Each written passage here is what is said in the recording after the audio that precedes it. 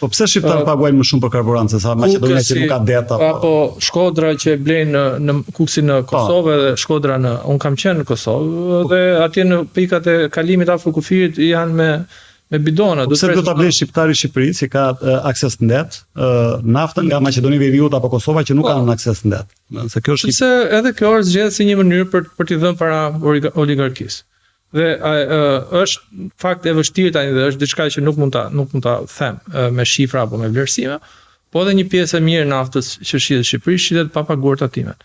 Edhe është një fitim i pastër i atyre. Kjo duhet ta ulte çmimin e naftës, jo ta rriste. Pse po shqiptarët më shumë. Ai është çmim standard dhe në këtë rast i bie që nëse çmimi është 190 lekë, si me taksa, si pa taksa, ai do shitet në 190 lekë. Ama kur ti e shet 190 lekë dhe jep shtetit 100 lekë për 1 litër, kur nuk e ke në sistem.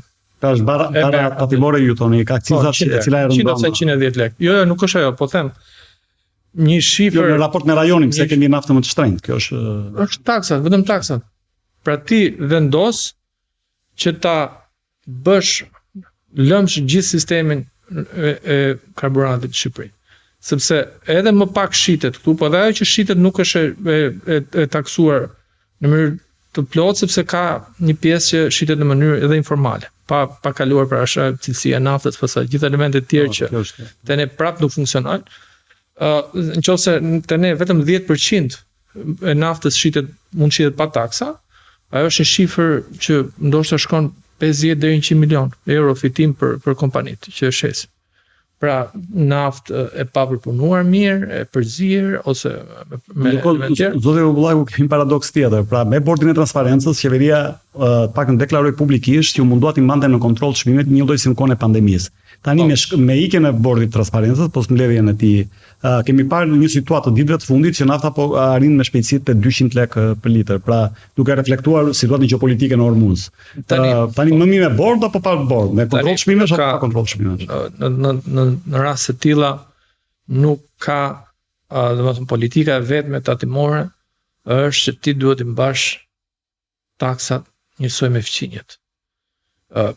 Prandaj dhe Bashkimi Evropian ka gjithë këto direktiva harmonizimi dhe në fushën tatimore. Nuk është se vendosin në mënyrë konstante çmime, ama edhe për akcizat e karburanteve, për akcizat e cigareve, sidomos për cigaret për shembull kanë element të harmonizimit në mënyrë që të mos ketë dallime shumë dhaja për shembull mes Norvegjisë ose Suedisë apo Danimarkës dhe Gjermanisë të tjerë mbahen për të mos krijuar këtë. Por ne nuk na detyron njëri për ta bërë këtë, po kjo duhet bërë për eliminuar gjithë këtë lloj torture këtu të qytetarëve të zonave kufitare që duhet shkojnë në Maqedoni apo në Kosovë apo Malzi për të marrë naftën që këtu edhe shitet më shtrenjtë, po edhe ajo që shitet më shtrenjtë ti nuk ke garanci që 100% është në taksat e shtetit. Kjo është rezultante e lobingut të karburanteve, është rezultante e ligjeve me porosi, pra që Po, besoj se është kjo, sepse nuk është të rritës çmimin për një subjekt që shet, nuk është e favorshëm.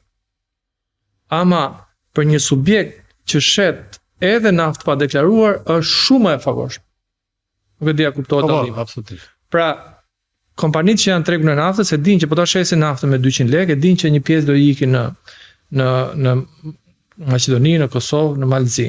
Ama nëse ai ka garancinë që 10 apo 20% e shet pa taksa, ai del më shumë fitim. Le të ikin këto 10 apo 20%. Kjo nuk ka kosto elektorale për këta banorët e Kuksit, të Shkodrës, të rajoneve kufitare të cilët shkojnë në çështje që mbetet në tapet kur thonë, ose në qëllim nuk para diskutohet. Pra është një çështje që shformon sektorin, është formon i jep le të themi edhe për qeverinë, se qeveria duhet të kalkulojë dhe koston elektorale. Pra kënaqet pak oligark, por është gënjen shumë persona të cilët janë zona relativisht periferike që nuk apo janë pasionin djathave. Jo, nuk kanë rëndësi pasionin, sa do të flasësh për politika, nuk kanë atë elasticitetin e duhur që këto të transmetohen.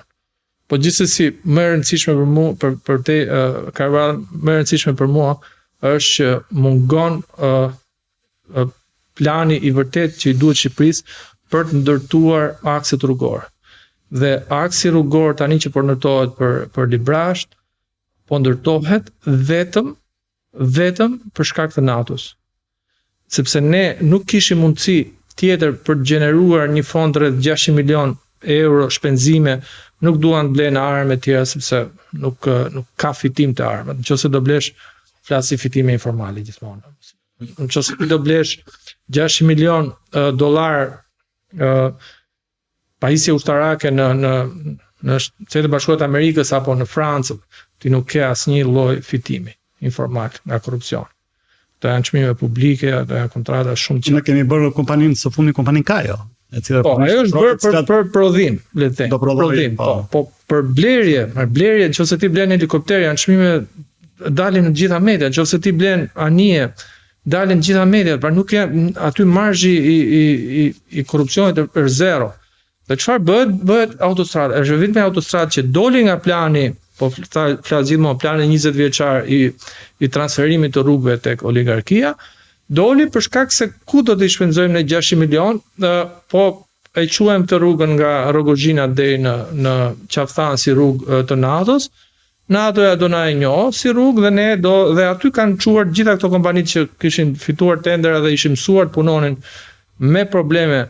Dhe janë të njëjtat kompani që kanë marrë domos tenderat më problematik, kompanitë që kanë më shumë probleme kanë marrë tenderat më të vështirë aty dhe vazhdojnë do ketë gjithmonë probleme. Pavarësisht se teorikisht klasat njerë quhet si rrugë në atë rritin e naftës. Në fakt edhe Belloni në Itali ka bërë pak a shumë ditë një gjë kur urën mbi qelizë Sicilime, pjesën tjetër të Italisë, e cila ka qenë projekt i vjetër që nga Mussolinit, është duke futur ky 1.5% që ndërlidhjes infrastrukturore që ka pjesë të objektivi për 5% për shpenzime buxhetore të natës.